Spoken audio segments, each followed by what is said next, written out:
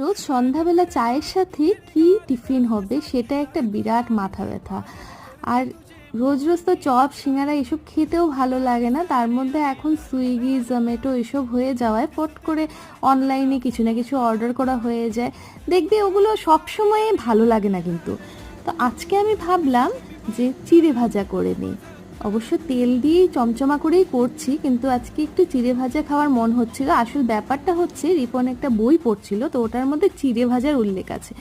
তো সঙ্গে সঙ্গে ও বললো একটু চিড়ে ভাজা করবে নাকি, তো ঘরে পাঁপড়ও ছিল আর বাদামও ছিল। আমি ভাবলাম যে তাহলে ঠিক আছে, আজকে চায়ের সাথে বেশ জমে যাবে।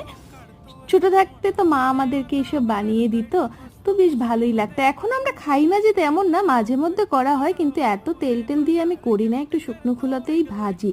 তো এখন আজকের জন্য সবকিছু ছাড় আর কি। তো মিষ্টি মিষ্টি দুধ চায়ের সাথে এই চিড়ে ভাজাটা কিন্তু